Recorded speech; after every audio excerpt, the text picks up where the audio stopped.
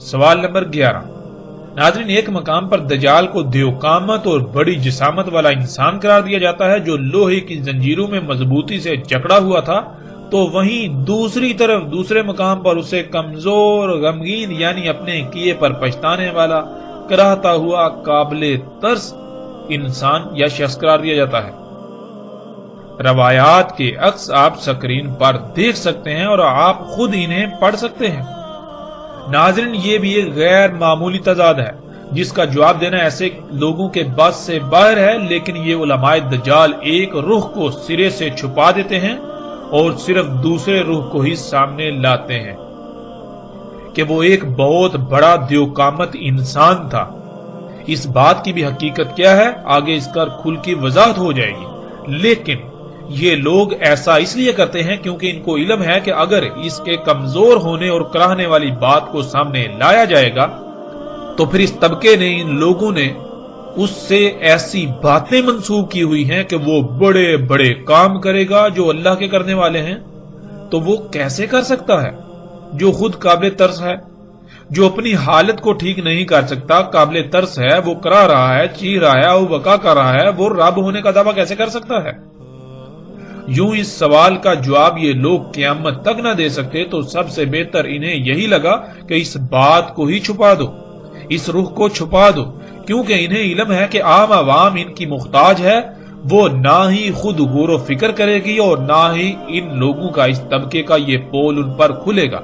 اس لیے جتنا جی چاہے دھوکہ دو، عوام کو جتنا جی چاہے دھوکہ دو، کوئی پوچھنے والا نہیں، بلکہ الٹا لوگ تعریفیں ہی کریں گے کہ کتنے بڑے بڑے علماء ہیں جو دین کی خدمت کر رہے ہیں۔ لیکن حقیقت کیا ہے ناظرین؟ حقیقت آپ کے سامنے ہے، اور جیسے سے آگے بڑھیں گے آپ کے رونگٹے کھڑے ہو جائیں گے، جن حقائق کا آگے چل کر آپ کو سامنا کرنا پڑے گا، جو حقائق کھل کر سامنے آئیں گے۔ اس طبقے کی حقیقت کیا ہے؟ سوال نمبر 12۔ قرآن میں اللہ سبحانہ وتعالیٰ نے صراحت کے ساتھ واضح کر دیا کہ اللہ سبحانہ وتعالیٰ نے الرحمن ہونے کے ناطے ہر انسان کے لیے ایک 1000 سال کی مدت کا تعین کر دیا، یعنی کوئی بھی انسان زیادہ سے زیادہ 1000 سال زندہ رہ سکتا ہے۔ اور ناظرین، اس کی وضاحت آگے چل کر قرآن کی آیات کی روشنی میں عیسیٰ ابن مریم علیہ السلام والے موضوع میں آئے گی۔ فی الحال ہم آگے بڑھیں گے، وہ یہ کہ جب کوئی بھی انسان 1000 سال سے زیادہ عمر نہیں پا سکتا، یعنی اپنی پیدائش سے اپنی وفات تک 1000 سال سے زیادہ مدت نہیں پا سکتا، تو سوال یہ پیدا ہوتا ہے کہ اگر دجال انسان ہے تو پھر اس کی عمر 1000 سال سے زیادہ کیسے ہو گئی؟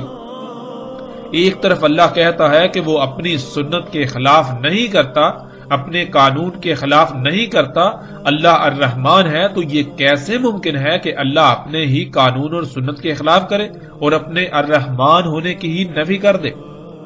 پھر ناظرین، سوالات تو یہ پیدا ہوتے ہیں کہ اگر وہ وہاں ایک جزیرے میں قید تھا تو اسے قید کس نے، کب اور کیوں کیا؟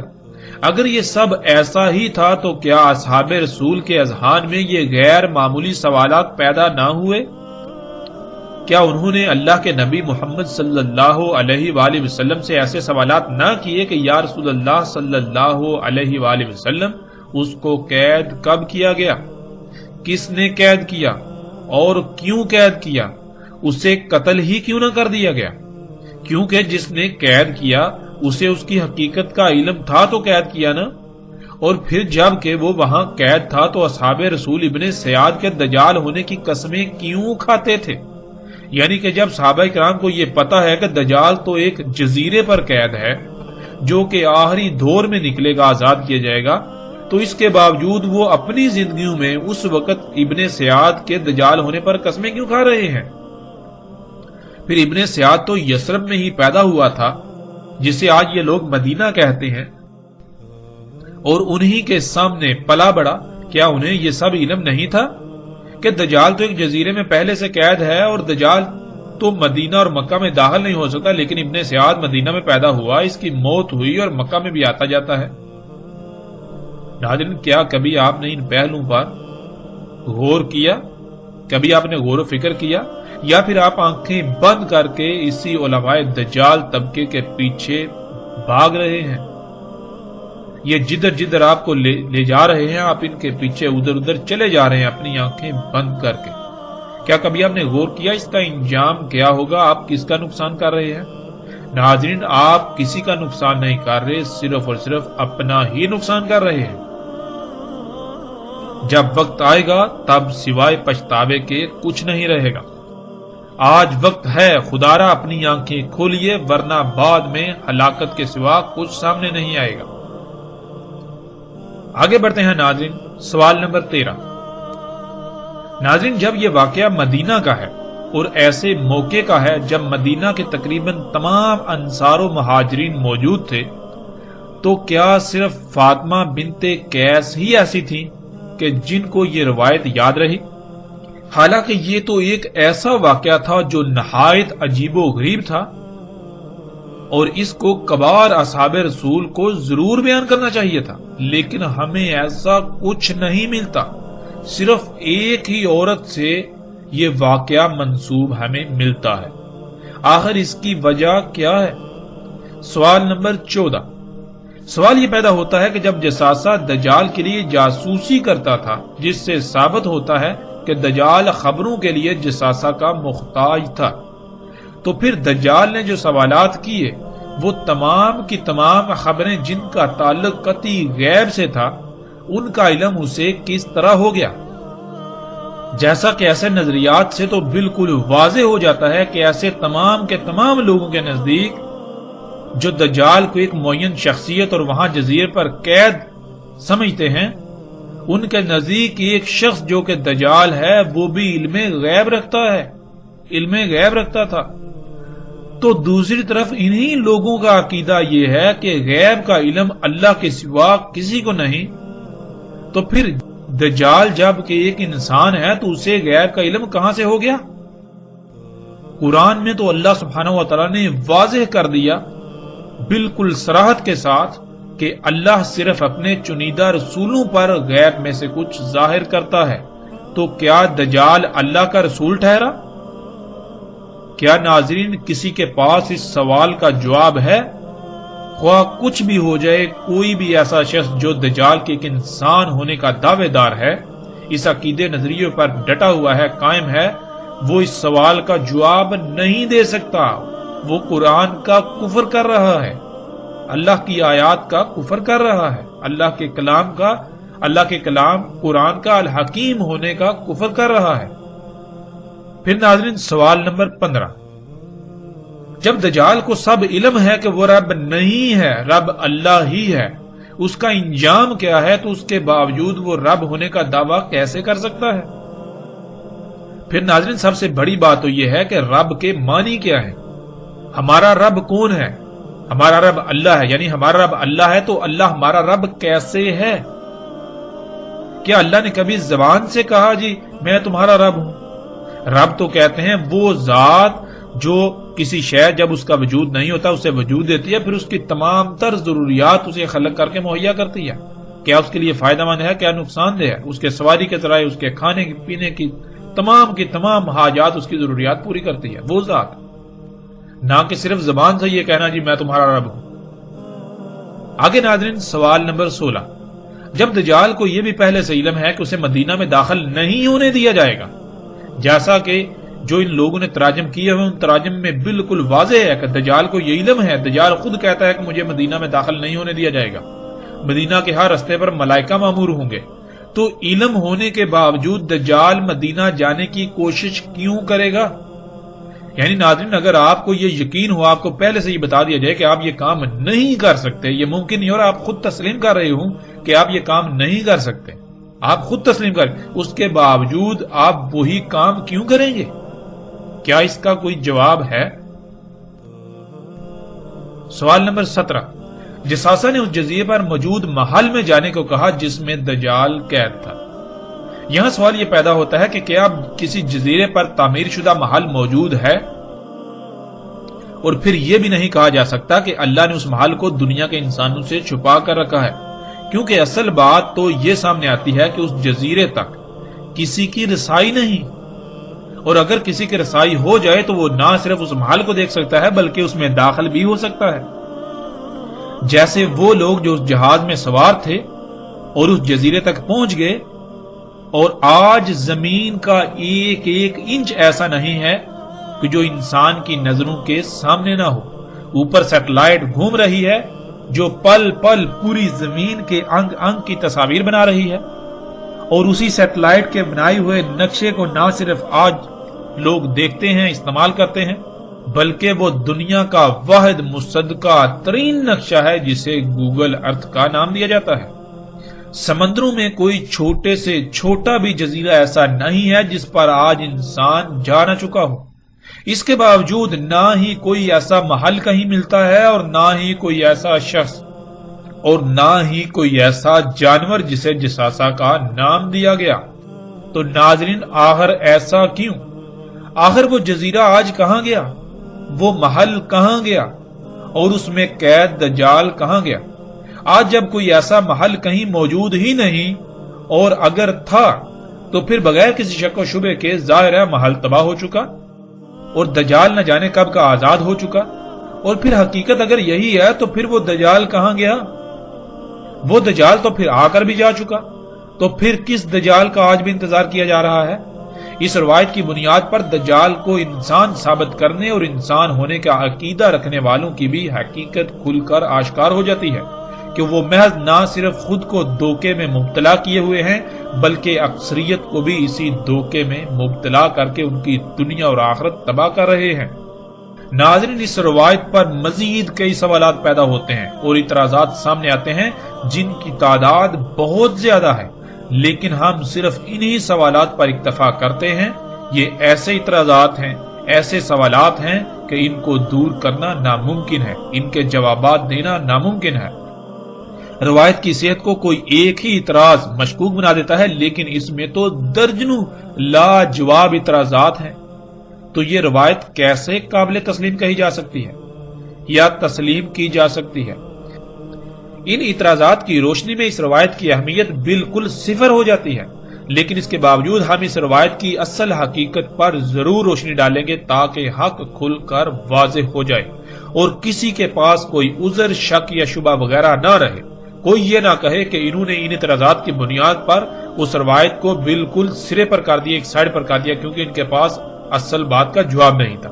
یعنی کہ ہم کسی کے پاس الحمدللہ ایسا کوئی بہانہ بھی نہیں رہنے دیں گے۔ ناظرین، جن جن کتب میں یہ روایت بیان کی گئی ہے، جب ان تمام مقامات کو سامنے رکھا جائے اور اگر اللہ سبحانہ و تعالیٰ کی طرف سے خالص علم حاصل ہو تو اس کو سمجھنے میں رائی برابر بھی مشکل پیش نہیں آتی۔ لیکن افسوس کی بات تو یہ ہے کہ ہم اللہ سبحانہ و تعالیٰ سے رجوع کرنے کے بجائے اپنی خواہشات کی تکمیل میں ساری محنت ضائع کرتے ہیں۔ لوگ حق کی تلاش کی بجائے جو ان کے اپنے نظریات ہوتے ہیں، جو ان کے اپنے عقائد ہوتے ہیں، انہیں علم ہوتا ہے کہ یہ باطل نظریات و عقائد ہیں، اس کے باوجود وہ اپنے باطل نظریات کو ہی حق ثابت کرنے اور دوسروں پر زبردستی مسلط کرنے کی کوشش میں لگے رہتے ہیں۔ ان تمام تر سوالات کے برعکس ناظرین، اب ہم آتے ہیں اس روایت میں جو واقعہ بیان ہوا اس کی حقیقت کی طرف۔ ناظرین، حقیقت یہ ہے کہ ایسا واقعہ ضرور پیش آیا، البتہ وہ کس کے ساتھ پیش آیا یہ ایک الگ بحث ہے، لیکن جب غور کیا جائے تو یہ واقعہ تمیم داری رضی اللہ تعالیٰ عنہ کے ساتھ ہی پیش آیا، نہ کہ ان کے علاوہ کسی اور کے ساتھ۔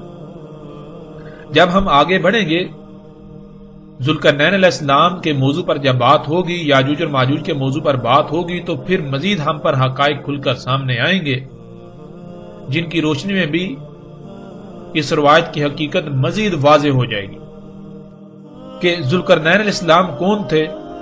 آگے آئندہ ایک ساتھ میں اس پر تفصیل سے بات ہوگی کہ ذوالقرنین سلیمان علیہ السلام تھے جنہوں نے ایک نہیں بلکہ 3 رکاوٹیں بنائی تھیں، 3 جو سد ہیں وہ تعمیر کی تھی۔ سب سے پہلے انہوں نے مغرب میں، جسے برمودا ٹرائی اینگل کے نام سے جانا جاتا ہے، وہاں ایک نحاس کی سد بنائی تھی، رکاوٹ بنائی تھی۔ نحاس کہتے ہیں جیسے یہ زمین کی مقناطیسی کشش ہے اس کو۔ پھر دوسری مشرق میں، جسے شیطانی اسلحہ یا ڈریگن ٹرائی اینگل کے نام سے جانا چاہتا ہے، جو کہ جاپان کے سمندر میں واقع ہے، وہاں ذوالقرنین سلیمان علیہ السلام نے ایک سد بنائی نحاس سے، وہ مادی نہیں یعنی غیر مادی تھی۔ تیسری، ان دو رکاوٹوں کے درمیان اس مقام پر جہاں دو چٹانوں کے درمیان ایک درا تھا اس کو بند کیا۔ ناظرین، اس پر تفصیل کے ساتھ آگے چل کر بات ہوگی ذوالقرنین علیہ السلام اور یاجوج اور ماجوج کے موضوع پر آئندہ ایک ساتھ میں۔ مغرب اور مشرق والی صدعین یعنی دو رکاوٹیں مادی نہیں تھی بلکہ وہ غیر مادی تھیں جن کو نحاس کہا گیا۔ نحاس بالکل ایسے ہی مقناطیسی قوت یا کشش کو کہتے ہیں جیسے مقناطیسی قوت زمین مسلسل پیدا کر رہی ہے، جس مقناطیسی قوت کی وجہ سے نہ صرف ہر شے زمین کی طرف کھینچی ہوئی ہے بلکہ اسی قوت کی وجہ سے زمین کے گرد 7 مختلف تہوں پر مشتمل ایک حصار قائم ہے جنہیں زمین کے 7 آسمان کہا جاتا ہے۔ زمین کی مقناطیسی قوت کا ایک نارتھ یعنی شمال پول ہے اور ایک ساؤتھ یعنی جنوبی پول ہے۔ زمین کی مقناطیسی قوت کے شمال اور جنوب پول کی وجہ سے کمپاس کی سوئی کا رخ شمال اور جنوب کی طرف رہتا ہے۔ کیونکہ کمپاس میں موجود مقناطیسی ٹکڑا جس پر سوئی چپکی ہوتی ہے اس کو دونوں طرف سے زمین کی مقناطیسی قوت مخالف سمت میں دھکیلتی ہے۔ جیسے مقناطیس کے دو ٹکڑوں کو ایک ہی سمت میں آمنے سامنے لایا جائے تو ایک دوسرے کو دور دھکیلتے ہیں، بالکل اس طرح کمپاس میں موجود مقناطیسی ٹکڑا اس ٹکڑے کو دونوں طرف سے زمین کی مقناطیسی قوت مخالف سمت دھکیلتی ہے جس سے اس کا رخ شمال اور جنوب کی طرف ہو جاتا ہے اور سوئی وہیں ٹھہر جاتی ہے۔ لیکن اگر کمپاس کسی ایسی جگہ پر رکھا جائے جہاں زمین کی مقناطیسی قوت کے علاوہ ایک اور مقناطیسی قوت موجود ہو، بالکل وہی مقناطیسی قوت جو زمین سے نکل رہی ہے، جو زمین کی مقناطیسی قوت ہے، لیکن اس کا رخ زمین کی مقناطیسی قوت کے متضاد ہو یعنی اس کا مشرق اور مغرب پول ہو، تو کمپاس کی سوئی کسی ایک جگہ پر نہیں ٹھہرے گی بلکہ وہ تھرتھرانا شروع کر دے گی، وہ پزل ہو جائے گی، کیونکہ زمین کے مقناطیسی قوت اسے کہہ رہی ہے کہ تم نے اپنا رخ شمال اور جنوب کی طرف کرنا ہے، لیکن جو دوسری مقناطیسی قوت اس مقام پر موجود ہے جس کا پول مشرق اور مغرب ہے، وہ کیا کہے گی؟ وہ اسے حکم دے گی، وہ اس کے اوپر دباؤ ڈالے گی، تم نے اپنا رخ جو ہے مشرق اور مغرب کی طرف کرنا ہے۔ اب دونوں کے درمیان وہ پزل ہو جائے گی، اس طرح جو کمپاس کی سوئی ہے وہ تھرتھرانا شروع کر دے گی۔ ناظرین، اب تصور کیجئے کہ آپ کے پاس ایسی مقناطیسی قوت پیدا کرنے کی صلاحیت ہو اور آپ ایسی مقناطیسی قوت یعنی نحاس خلق کریں جس کا ایک پول مشرق اور دوسرا مغرب کی سمت ہو، یعنی زمین کے پولز کے متضاد ہو، تو زمین کی مقناطیسی قوت اور آپ کی خلق کردہ مقناطیسی قوت کے عین وسط میں اگر کوئی انسان پہنچ جائے یا کوئی بھی شے پہنچ جائے تو وہ شے وقت کی قید سے آزاد ہو جائے گی، اس کے لیے ماضی حال مستقبل ختم ہو جائے گا۔ اگر آپ اس نقطے پر پہنچ جائیں تو آپ وقت کی قید سے آزاد ہو جائیں گے اور آپ ماضی حال یا مستقبل کو جاگتے ہوئے ایسے دیکھ سکیں گے جیسے انسان رات کو خواب میں کچھ دیکھتا ہے، یعنی آپ بالکل ایک ایسی کیفیت میں چلے جائیں گے جیسے کہ آپ خواب دیکھ رہے ہوتے ہیں، لیکن حقیقتاً وہ خواب نہیں ہوگا، آپ حقیقتاً وہ سب کچھ دیکھ رہے ہوں گے لیکن وقت کی قید سے آپ آزاد ہو چکے ہوں گے۔ اور جب آپ اس نقطے سے اس مقام سے باہر نکلیں گے تو آپ اسی وقت میں آ جائیں گے، یعنی بالکل سیم وہی وقت ہوگا جس وقت میں آپ اس نقطے میں داخل ہوئے تھے، یعنی وقت گزرا ہی نہیں ہوگا۔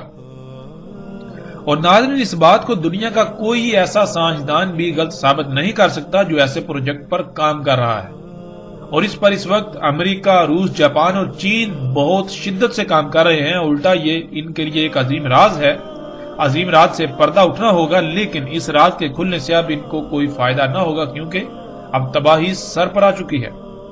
ناظرین، تمیم داری رضی اللہ تعالیٰ عنہ مشرق کی طرف ڈریگن ٹرائی اینگل میں اپنے جہاز میں سفر کر رہے تھے اور وہیں ان کا جہاز گم ہو گیا اور وہ اس نقطے میں داخل ہو گئے تھے جو ذوالقرنین سلیمان علیہ السلام کی خلق کردہ نحاس یعنی مقناطیسی قوت اور زمین کی مقناطیسی قوت کا عین وسط تھا۔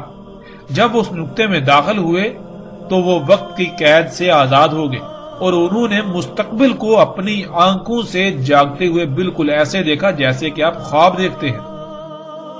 آج جو کچھ ہو رہا ہے وہ سب انہوں نے اپنی آنکھوں سے دیکھا، بالکل ایسے ہی جیسے کہ خواب دیکھا جاتا ہے، یعنی کہ جیسے آپ خواب دیکھتے ہیں بالکل اس طرح انہوں نے مستقبل کو اپنی آنکھوں سے دیکھا۔ وہ اس وقت عیسائی تھے اور یہی ان کی محمد صلی اللہ علیہ وآلہ وسلم پر ایمان لانے کی بھی وجہ بنی۔ جو کچھ انہوں نے اپنی آنکھوں سے دیکھا تھا، یعنی ان کے ساتھ جو یہ جو واقعہ پیش آیا تھا، وہ اگر کسی سے بھی بیان کرتے تو اس وقت کوئی بھی ایسا شخص نہیں تھا جو ان کی اس بات کو سمجھنے کی صلاحیت رکھتا سوائے محمد رسول اللہ صلی اللہ علیہ وآلہ وسلم کے۔ بلکہ اگر وہ کسی سے ایسی بات کرتے بھی تو ان کو پاگل کہا جاتا اور ان کا مذاق اڑایا جاتا اور ان کو تحقیر کا نشانہ بنایا جاتا، کیونکہ یہ بات کسی کی عقل میں آنے والی نہیں تھی۔ لیکن تمیم داری رضی اللہ تعالیٰ عنہ کو اس کا علم تھا کہ جو وہ دیکھ چکے ہیں، یعنی جو مستقبل انہوں نے اپنی آنکھوں سے دیکھا ہے، جو مستقبل کا مشاہدہ کر چکے ہیں، واحد محمد صلی اللہ علیہ وآلہ وسلم ہی ایک ایسی شخصیت ہیں جو نہ صرف اللہ کے رسول ہیں بلکہ ان کی بات کو سمجھنے کی صلاحیت رکھتے ہیں۔ اسی وجہ سے جب وہ واپس پہنچے تو سیدھے رسول اللہ صلی اللہ علیہ وآلہ وسلم کو یہ سارا قصہ سنایا، یہ سارا واقعہ سنایا کہ انہوں نے مستقبل کو اپنی آنکھوں سے دیکھا کہ دنیا کے کیسے کیسے حالات بدلیں گے، اور بالآخر دجال یعنی ٹیکنالوجی، جنہیں آج مشینیں اور جدید ایجادات کا نام دیا جاتا ہے یا نام دیے جاتے ہیں، پوری دنیا کو اپنے لپیٹ میں لے لے گا۔ یہ اشیاء، یہ جو دجال ہے، پوری دنیا کو اپنے لپیٹ میں لے لے گا۔ رسول اللہ صلی اللہ علیہ وآلہ وسلم یہ سارا واقعہ سننے کے بعد تمیم داری رضی اللہ تعالیٰ عنہ کو سب کے سامنے لائے اور ان کو سب کے سامنے واقعہ بیان کرنے کا کہا۔ لیکن اس سے پہلے رسول اللہ صلی اللہ علیہ وآلہ وسلم نے ان کو بتا دیا تھا کہ کیسے الفاظ استعمال کرنے ہیں، کیونکہ اگر جو کچھ دیکھا تھا وہ سب ویسے ہی بیان کیا جاتا تو کسی کی بھی عقل میں بات نہ آتی، کیونکہ اس وقت آج ان ایجادات کے بارے میں تصور کرنا بھی محال تھا۔ اس لیے اس سارے واقعے کو کیسے بیان کرنا ہے، کیسے الفاظ استعمال کرنے ہیں، رسول اللہ صلی اللہ علیہ وآلہ وسلم نے وہ تمام الفاظ تمیم داری رضی اللہ تعالیٰ عنہ کو بتائے، یعنی کہ بالکل ایسے ہی جیسے کہ ماضی میں بہت کچھ ہوا، بہت بڑے بڑے واقعات ہوئے، لیکن قرآن میں اللہ سبحانہ و تعالیٰ نے ان واقعات کو اپنے الفاظ میں بیان کیا۔ مثال کے طور پر جب قرآن یہ کہتا ہے کہ وہ جو قوم تھی جہاں ذوالقرنین علیہ السلام گئے تھے، جن کو یاجوج اور ماجوج سے بچانا تھا، وہ قوم تو کسی بھی قسم کی کوئی بات سمجھنے کی صلاحیت ہی نہیں رکھتی تھی، وہ بات سمجھنے کے قریب ہی نہیں تھی۔ لیکن اس کے برعکس قرآن میں کیا لکھا ہے؟ قرآن میں تو بالکل واضح لکھا ہے، قالوا یا ذوالقرنین یاجوج و ماجوج مفسدون فی الارض، انہوں نے کہا کہ یا ذوالقرنین، یاجوج اور ماجوج جو ہیں وہ تو زمین میں فساد کرتے ہیں۔ تو پھر انہوں نے یہ کیسے کہہ دیا جب وہ کوئی بات سمجھنے کے قابل ہی نہیں تھے، بات سمجھنے کے قریب، تو انہوں نے عربی میں کیسے کہہ دیا؟ نہیں، یہ ان کے الفاظ نہیں ہیں، بلکہ یہ قرآن میں اللہ کے الفاظ ہیں۔ وہ واقعہ اس وقت جو پیش آیا، اللہ سبحانہ و تعالیٰ نے قرآن جو کہ اللہ کا کلام ہے اپنے الفاظ میں اسے بیان کیا۔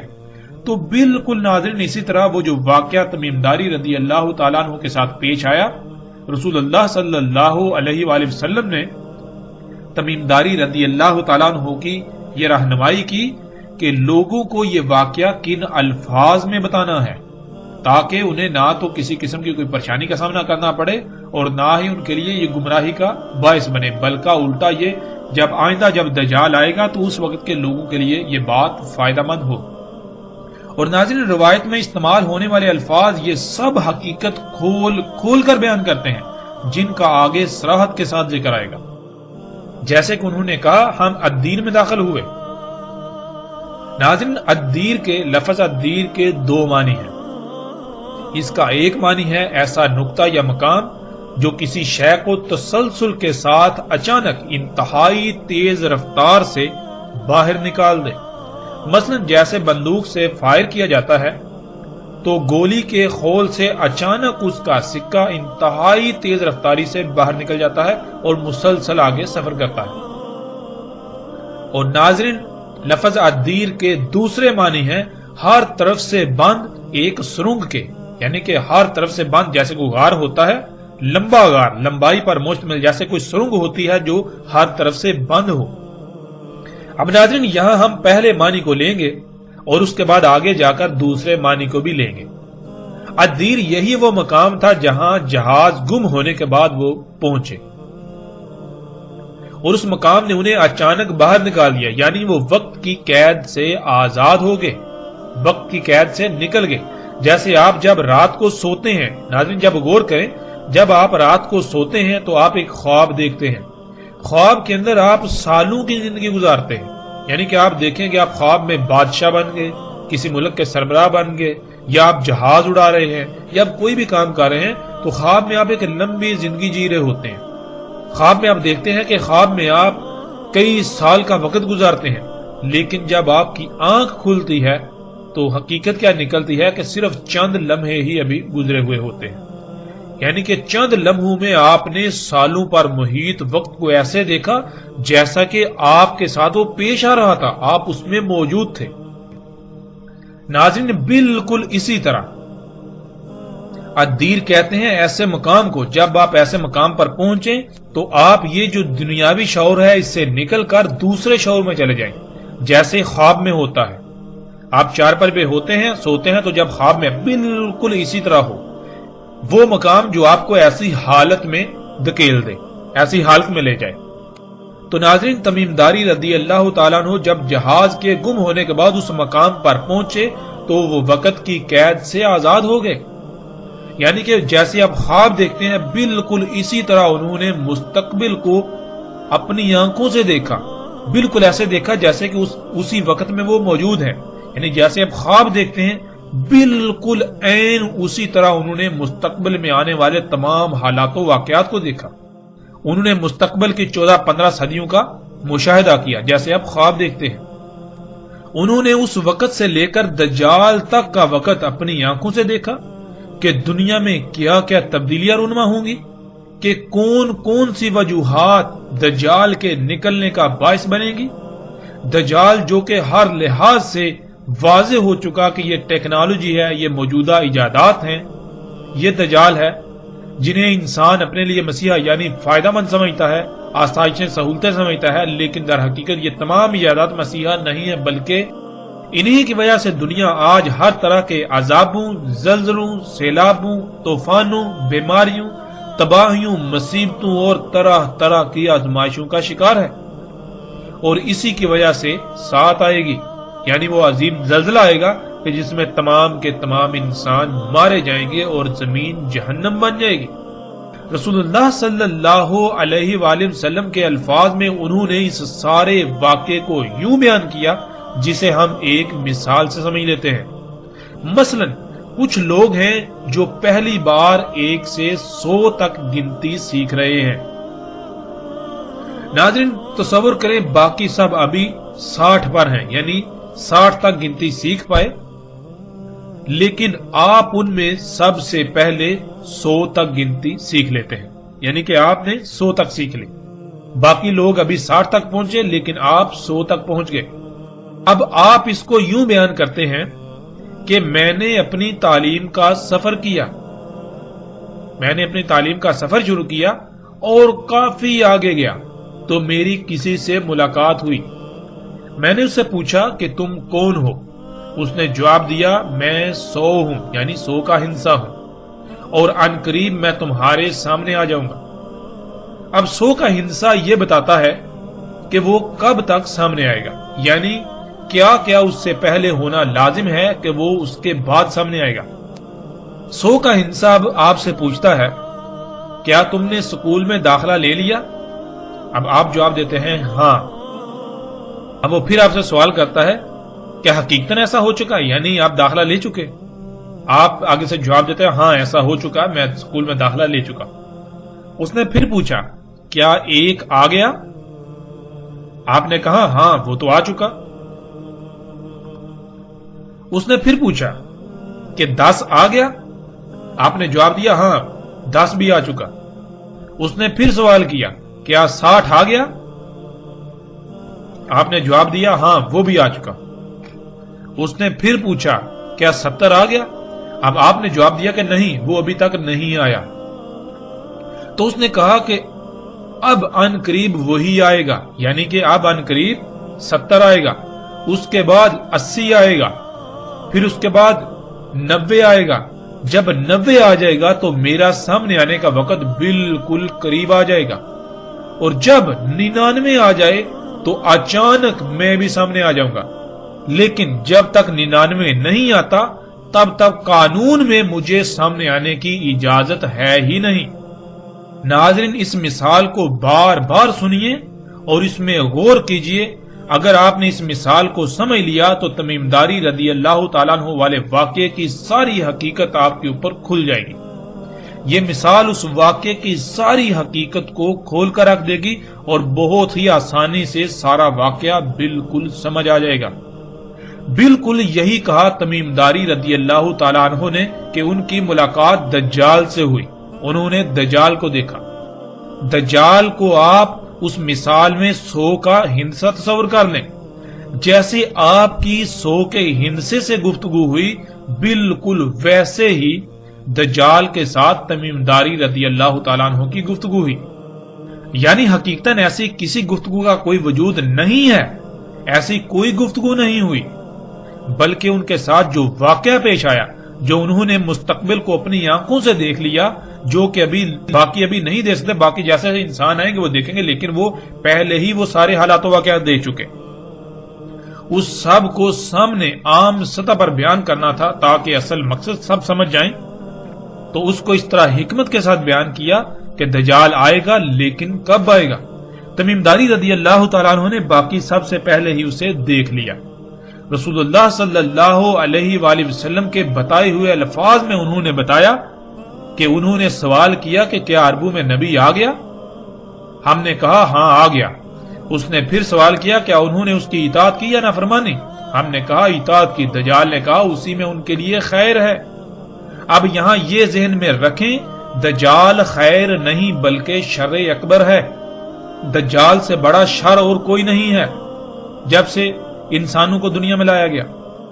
تو اس نے کہا کہ اسی میں ان کے لیے خیر ہے، اس کا مطلب یہ ہے کہ جب تک محمد رسول اللہ صلی اللہ علیہ وآلہ وسلم کی اطاعت ہوگی، انہی کی لائی ہوئی دعوت پر عمل کیا جائے گا، یعنی دنیا کو فطرت پر رکھا جائے گا، اسی میں انسانوں کے لیے خیر ہوگی۔ دجال نہیں نکل سکے گا جب تک رسول اللہ صلی اللہ علیہ وسلم کی دعوت کے مطابق دنیا کو فطرت پر رکھا جائے گا تو دجال نہیں نکل سکے گا، جس سے لوگوں کو نقصانات نہیں ہوں گے۔ دجال تب ہی نکلے گا جب محمد رسول اللہ صلی اللہ علیہ وآلہ وسلم کی نافرمانی کی جائے گی، جب اس دین کو چھوڑ دیا جائے گا جو محمد رسول اللہ صلی اللہ علیہ وآلہ وسلم نے واضح کیا تھا، دین فطرت۔ محمد رسول اللہ صلی اللہ علیہ وآلہ وسلم نے اور اللہ نے قرآن میں دنیاوی مال و متاع کو دھوکے کا سامان قرار دیا اور اس کے قریب بھی جانے سے منع کر دیا اور اس سے دور رہنے کا بار بار حکم دیا۔ جب تک انسان ایسا کریں گے تب تک وہ اس دنیاوی مال و متاع کے دجل سے بچے رہیں گے، اور جب وہ اس کے پیچھے پڑیں گے تو ایسے دجال کا شکار ہوں گے کہ حق کو سمجھنا ناممکن کے قریب تر ہو جائے گا۔ دنیا میں آنے کا مقصد کیا ہے؟ سب کے نزدیک دنیاوی مال و متاع، جس کو اللہ نے قرآن میں دھوکہ کہا، اسی کا حصول بن جائے گا۔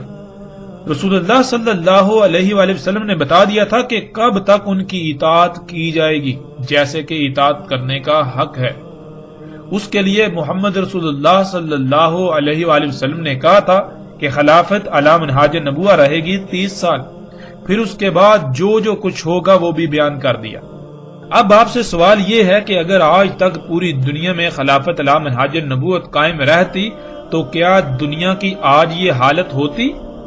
دجال نکل سکتا تھا؟ یعنی یہ موجودہ ٹیکنالوجی جو شر اکبر ہے، جو شرک اکبر ہے، انسان یہ کر پاتا؟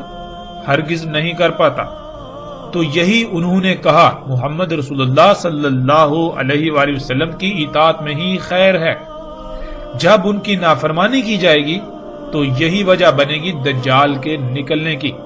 پھر اسی طرح بتدریج جو سوال انہوں نے بیان کیے کہ دجال نے ان سے پوچھا کہ فلاں ہو گیا اور فلاں ہو گیا، تو اس کا مطلب یہ تھا کہ دجال کے آنے سے پہلے فلاں کچھ ہوگا، جب تک وہ نہیں ہوگا تب تک دجال نہیں نکل سکتا۔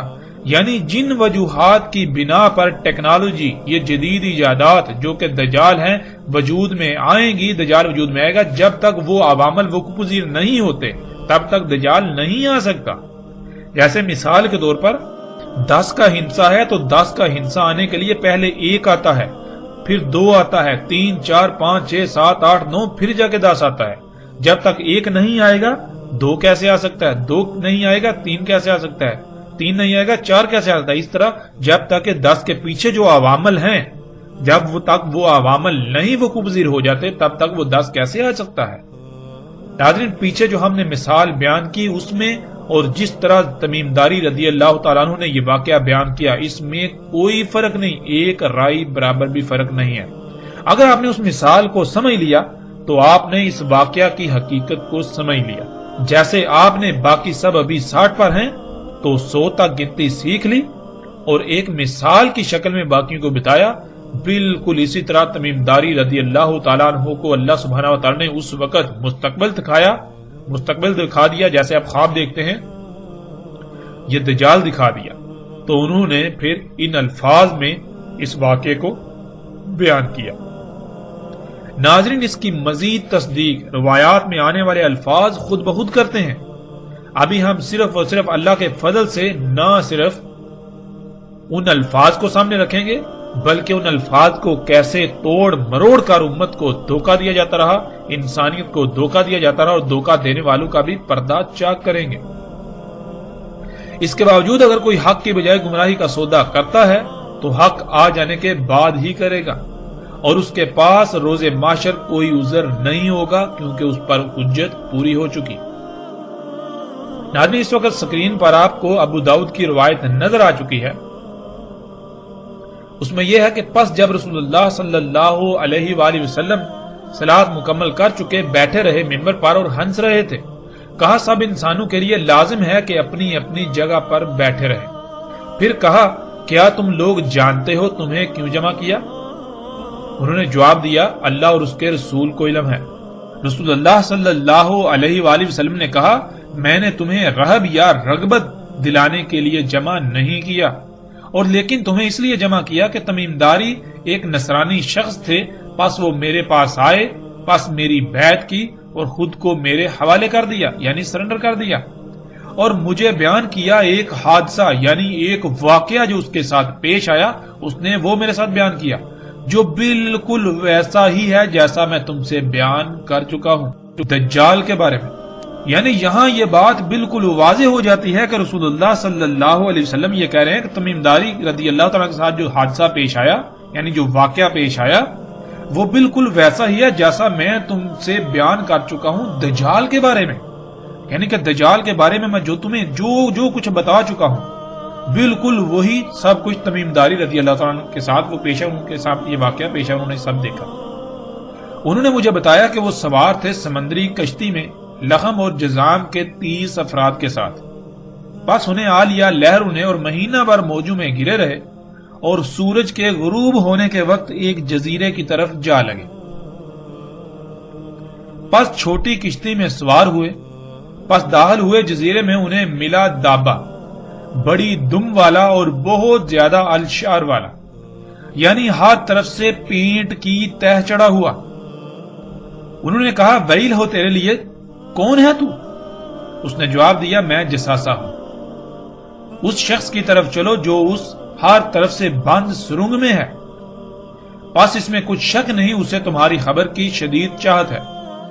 کہا جب ہم نے اس سے اس شخص کا سنا تو ہم ڈر گئے کہ وہ شیطان ہوگا، ہم جلدی سے چلے حتیٰ کہ ہم داخل ہوئے ہر طرف سے بند سرنگ میں، یعنی اس ادیر میں، پس تب ہم نے دیکھے اس میں آزم و انسان۔ ناظرین، لفظ انسان کے نیچے 2 زیریں ہیں، اور یہ عربی کا اصول ہے کہ جب بھی کسی لفظ کے نیچے 2 زیریں آتی ہیں تو وہ جمع کا صیغہ بن جاتا ہے، اس میں پھیلاؤ آ جاتا ہے، جس کے معنی ایک نہیں زیادہ انسانوں کے ہیں۔ اور آزموں کا مادہ عین زوئے میم یعنی عزامہ ہے، جس کے معنی ہڈی کے ہیں۔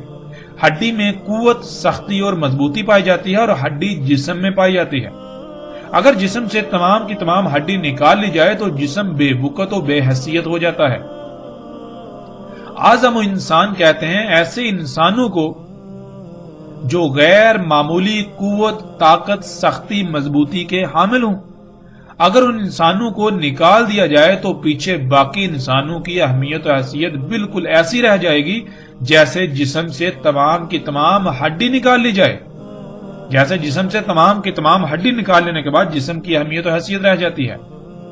اور ناظرین، لفظ انسان کے معنی کیا ہے؟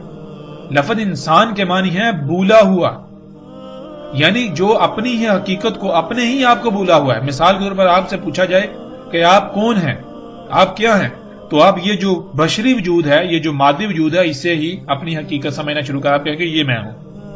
اب ناظرین غور کریں، جب آپ کہتے ہیں میرے ہاتھ، میرے پاؤں، میرا ناک، میرے کان، میرا سر، یعنی میرا جسم، جب ناظرین یہ جسم میرا ہے تو وہ کون ہے جو یہ کہہ رہا ہے میرا، جو میں کہہ رہا ہے؟ آخر وہ بھی تو کوئی ہے نا جس کا یہ جسم ہے۔ پھر وہ میں جب نکل جاتی ہے تو یہ جسم بالکل بے بنیاد ہو جاتا ہے، یہ مٹی بن جاتا ہے۔ وہ میں کون ہے؟ وہ میں ہی اصل ہے اور اس کو بھول گئے، اس لیے انسان کہا جاتا ہے۔ انسان کہتا ہے جو اپنے ہی آپ کو بھولا ہوا ہے، اپنی ہی حقیقت کو بھولا ہوا ہے۔ تو آدم و انسان ایسے بھولے ہوئے کہ اگر ان کو نکال دیا جائے تو پیچھے بھولے ہوئے کی کوئی اہمیت و حیثیت رہے گی ہی نہیں، یعنی پیچھے بھولے ہوئے کی اہمیت ایسی رہ جائے گی جیسے کہ جسم سے ہڈی نکال لی جائے تو جسم کی جو اہمیت و حیثیت رہ جاتی ہے۔ کہا اس نے میں جساسا ہوں، اس محل میں چلے جاؤ۔ پس جب میں اس میں گیا تب وہاں شخص تھا جو اپنی نرم مواد والی سیٹ پر، کرسی پر لوہے والے پٹوں میں بہنے کی طرح دوڑتا ہوا، جیسے جانور جنسی حاجت پوری کرنے کے لیے مادہ پر سوار ہوتا ہے، اس طرح آسمان اور زمین کے درمیان کر رہا تھا۔ یعنی بہنے کی طرح دوڑتا ہوا آتا تھا اور اپنی اگلی ٹانگیں اٹھا کر آسمان پر چڑھ جاتا، آسمان پر سوار ہو جاتا اور پھر اسی طرح واپس زمین پر اتر آتا تھا۔ پوچھا اس سے کون ہے تو؟ پس اس نے جواب دیا میں دجال ہوں۔ ناظرین روایات سے یہ بات ثابت شدہ ہے کہ بعض صحابہ رضوان اللہ نے کہا کہ جساسہ وہی دابہ ہے جس کا ذکر قرآن میں ہے، یعنی زمین سے نکلنے والا انسان کا خلق کردہ دابہ۔ اور آگے دابہ کے موضوع پر تفصیل سے بات آئے گی کہ دابہ کیا ہے۔ اور روایت میں یہ بھی بات بالکل واضح ہے کہ انہوں نے کہا کہ ان کی ملاقات دابہ سے ہوئی، اس کی باری برکم دم اور کثیر و شر تھے اس پر۔ الشر کے معنی ہم ناظرین گزشتہ ایک ساتھ میں جان چکے ہیں۔ الشر کہتے ہیں اس مواد کو جس مواد سے آپ کے جسم پر بال وجود میں آتے ہیں، آپ کے جسم پر ناخن وجود میں آتے ہیں، جسے آج لچکدار پلاسٹک یعنی نائلون، اسفلٹ، پینٹ وغیرہ کا نام دیا جاتا ہے۔ اسی سے فوم سمیت ہزاروں مصنوعات تیار کی جاتی ہیں۔ اگر کسی بھی قسم کا کوئی شک رہے تو ایک روایت میں رسول اللہ صلی اللہ علیہ وآلہ وسلم کے الفاظ موجود ہیں آخری زمانے میں ہونے والی بارشوں کے حوالے سے، جسے آپ سکرین پر دیکھ سکتے ہیں۔ رسول اللہ صلی اللہ علیہ وآلہ وسلم نے کہا نہیں قائم ہوگی ساتھ حتیٰ کہ بارشیں ہوں گی، ان میں سے نہیں بچے گا کوئی گارے کا گھر سوائے اس کے جو الشر کے بنے ہوئے ہوں گے۔ اسی طرح ناظرین ایک اور روایت بھی ہے جس کا مفہوم کچھ یوں ہے کہ رسول اللہ صلی اللہ علیہ وآلہ وسلم نے کہا کہ ان بارشوں میں سے کوئی گھر نہیں بچے گا جس کی چھت سلامت رہے سوائے ان گھروں کے جن کی چھتیں الشر کی بنی ہوئی ہوں گی، جس کا ترجمہ یہ کیا جاتا ہے کہ جن گھروں کی چھتیں بالوں کی بنی ہوئی ہوں گی وہ چھتیں بچ جائیں گی، وہ گھر بچ جائیں گے، باقی سب گھر جو ہیں ان بارشوں میں بہہ جائیں گے۔ ناظرین اب کوئی بھی عقل رکھنے والا انسان یہ تسلیم نہیں کر سکتا کہ بالوں کی چھتیں بن سکتی ہیں، یعنی ان بالوں کی چھتیں جو جسم پر اگتے ہیں۔ لیکن جب ہم عربی کو عربی سمجھیں تو ہم پر واضح ہو جائے گا کہ الشر اس مواد کو کہتے ہیں جس سے بال وجود میں آتے ہیں، اور اسی مواد سے آج پوری دنیا میں چھتیں بنائی جا رہی ہیں جن پر بارشیں اثر انداز نہیں ہوتی۔ جیسا کہ گزشتہ ساتھ میں یہ بات واضح ہو چکی ہے کہ خام تیل سے بننے والی مصنوعات سے چھتیں بھی بنائی جا رہی ہیں۔ یہ دابہ ہوائی جہاز تھا، اور گزشتہ ایک ساتھ میں دجال کے حمار پر بھی اس کی بات ہو چکی، مختصر اس پر بات ہو چکی۔ جیسے ہم آگے بڑھیں گے، جب دابے کا موضوع آئے گا، دابہ من الارض یا دابہ فی الارض والا، تو اس میں تفصیل کے ساتھ یہ بات واضح ہو جائے گی کہ دابہ کیا ہے۔ وہ دابہ جس سے تمیم داری رضی اللہ تعالیٰ عنہ کی ملاقات ہوئی وہ یہ ہوائی جہاز تھا جس کی باری برکم دم اور اس پر کثیر شر یعنی ہر طرف سے پینٹ چڑھا ہوا تھا، پینٹ ہوا تھا۔ اب ناظرین اس کو یوں سمجھ لیں، اس مثال میں کہ آپ کی ملاقات 99 سے ہوئی تو 99 نے آپ سے کہا آگے چلو، جو آگے ہے اس سے تمہارا انتظار ہے، تو جیسے ہی آگے گئے تو آگے 100 کے ہندسے سے ملاقات ہوئی۔ بالکل اسی طرح جب انہوں نے ہوائی جہاز دیکھا تو اس نے کہا اس عدیر یعنی اس ہر طرف سے بند سرنگ میں داخل ہو جاؤ۔ کہیں پر اسے عدیر یعنی ہر طرف سے بند سرنگ کہا گیا ایک مقام پر، اور کہیں یعنی دوسرے مقام پر اسے قصر یعنی محل کہا گیا۔ جہاز میں جب آپ داخل ہوں تو آپ حیران رہ جائیں گے کہ جہاز حقیقتاً نہ صرف عدیر ہے یعنی ایک ایسی سرنگ ہے جو ہر طرف سے بند ہے، اور وہ سرنگ اندر سے ایک محل کا منظر پیش کرتی ہے، بلکہ وہ سرنگ اندر سے محل کا منظر پیش کرتی ہے۔ جب وہ اس دیر یعنی محل نما ہر طرف سے بند سرنگ میں داخل ہوئے تو انہوں نے جو دیکھا اس کے بارے میں کئی طرح کے الفاظ آئے ہیں، اور وہ سب کے سب اپنی جگہ پر بالکل ٹھیک ہیں۔ اب سب سے پہلے ہم یہ دیکھتے ہیں کہ آج تک ان الفاظ کو کیسے بیان کیا گیا جو اندر موجود انسان کے بارے میں استعمال کیے گئے۔